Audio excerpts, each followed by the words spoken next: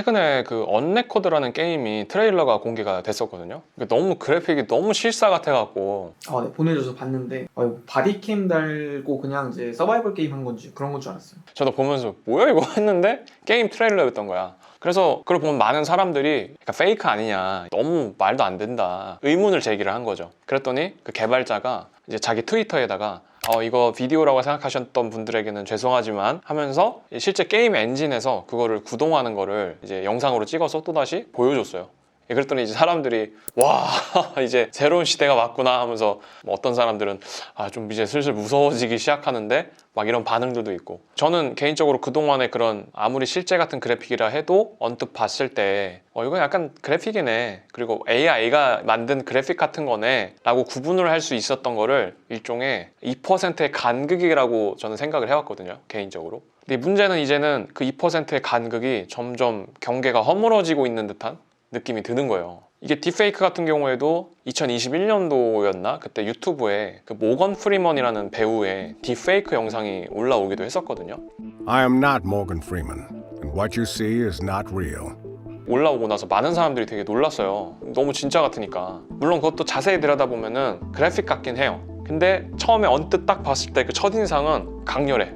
뭐야? 하고 약간 진짜 같은 느낌?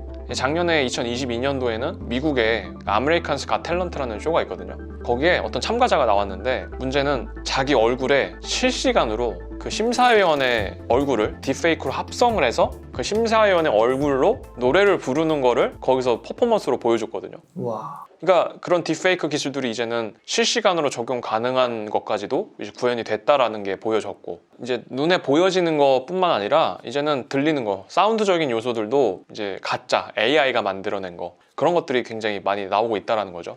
실제로 최근에 미국의 굉장히 유명한 힙합 가수인 드레이크랑 그 미국의 유명 가수인 위켄드라는 가수가 있어요. 둘이 이제 콜라보레이션을 해갖고 신곡을 냈다는 거야. 사람들이 이제 와, 이 둘이 콜라보를 해? 막 다들 막 신나갖고 들었는데 음악도 너무 좋아. 저도 처음에 들었는데 그냥 음악 같아요, 원래 듣던.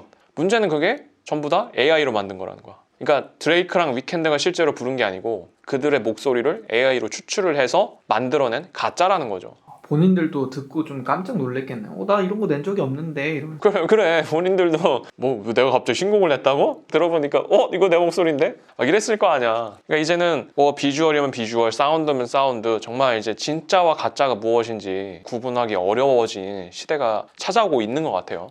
그러다 보니까 이거에 대해서 실제로 이제 영국의 랭커스터 대학이랑 미국 캘리포니아 대학의 연구진들이 실험을 한 게 있어요. 참가자들을 모집을 해갖고 참가자들한테 AI가 만든 가짜 사람의 얼굴과 실제 사람의 얼굴을 보여주고 뭐가 진짜 사람 얼굴인지 고르라는 실험을 한 거예요. 결과가 어땠을 것 같아요? 분을 못하나? 못하려나? 실제로 결과가 인간은 진짜와 가짜를 구분할 수 없다라고 결과가 나왔어요. 와. 그 검사지에 사용됐던 사진들을 제가 봤거든요. 근데 이거는 나라도 구분 못해. 딱 그냥 사진만 2개 보여주고 나서 누가 진짜 사람인지 고르라고 하면은 진짜 못 고를 것 같은 거예요.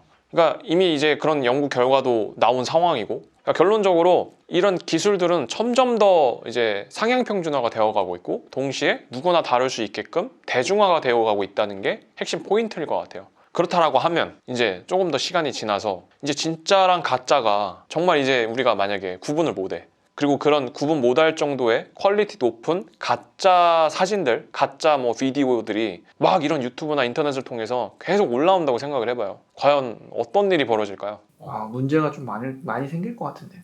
실제로 그래서 그거와 관련된 이슈들이 지금도 발생을 하고 있어요. 올해 이제 소니에서 월드 포토그래피 어워드라는 이 사진 대회 같은 걸 열었거든요. 거기에 이제 보리스 엘다크센이라는 사람이 참가를 했고, 그 사람이 이제 특정 부문에서 1등을 한 거예요. 1등을 했으니까 상을 줘야 되잖아. 근데 그 사람이 상을 거부한 거야. 왜? 이거는 사실 제가 찍은 사진이 아니고 AI로 만든 사진입니다.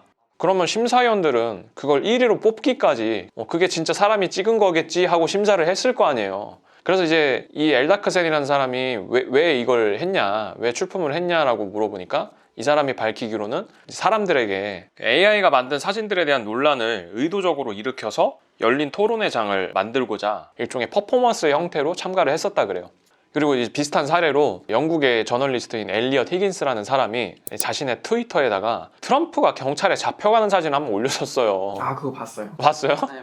아니 나도 처음에 그 유튜브 같은 거 보다가 떠서 봤는데 순간 했거든? 뭐야 왜 트럼프 왜 이래? 너무 임팩트가 강하니까. 그래갖고 이제 거기 댓글을 보니까 아 이거 페이크다, 이거 AI가 만든 이미지다 라고 해서 그때 알게 됐거든요. 그래서 그 엘리엇 히긴스라는 사람은 왜 그걸 퍼뜨렸냐, 이제 똑같아, 같은 맥락으로 사람들에게 약간 이제 경각심을 불러일으키기 위해서 이제 퍼포먼스의 형태로 이제 퍼뜨린 건데, 본인 딴에는 사람들이 이거를 구분할 수 있을 줄 알았대요. 왜냐면 사진을 보면은 그 트럼프 다리가 3개거든요? 3조거야 약간. 그리고 뭐 이제 사진 같은데 중간중간에 약간 이렇게 사진이 이렇게 뭉개지거나 그래픽이 뭉개지는 그런 부분들이 좀 있거든요. 그런 거를 보고 사람들이 아 이거 뭐 AI가 만든 건가? 가짜네 라고 당연히 구분을 할 줄 알았던 거야. 근데 생각보다 파급력이 너무나 컸고 실제로 이걸 진짜라고 믿는 사람들이 너무나 많아서 예상치 못했나 봐요. 그래서 이걸 통해서 그 사람이 이제 얘기하는 게, 우리들의 이런 교육 시스템에서 이런 비판적 사고 능력 같은 것들이 굉장히 좀 부족하다라는 걸 여실히 보여주는 하나의 사례지 않나, 이런 식으로 입장을 표명하기도 했거든요. 그러니까 이런 식으로 이제는 진짜 뭐가 진짜고 뭐가 가짜인지 점점 그 경계가 흐릿해지고 있다 보니까 이런 해프닝까지 벌어지고 있다는 거죠. 아무튼 그래서 우리가 진짜와 가짜 어떻게 구분을 할 것이냐, 이런 문제들에 대해서 좀 이야기를 했고, 또 그로 인해서 실제로 지금 벌어지고 있는 일들에 대해서까지도 얘기를 해봤잖아요. 그럼 이런 문제들에 있어서 지금 국가와 정부, 기업들은 어떤 노력을 하고 있냐라고 했을 때, 챗GPT를 만든 오픈AI라는 회사에서는 기존의 GPT를 약간 검열, 출처를 조사하는 클래시파이어라는 AI를 지금 또 개발 중에 있다고는 해요. 근데 문제는 걔도 AI잖아. 그러다 보니까 좀 이것이 아직까지는 온전히 지금 신뢰할 수 없는 부분이 좀 있는 것 같고, 그 미국의 이제 인공지능 및 디지털 정책위원회에서는 GPT를 두고 이런 안전장치 같은 것들이 마련되기 전까지는 좀 앞으로는 상업적 배포를 중지를 해야 될 것 같다라고 미국 연방거래위원회에다가 지금 일단 제소를 한 상황이에요. 위험하다 이거지. 이대로 가다가는 뭐 여러 가지 법적, 윤리적 장치들이 필요하다 이거겠죠.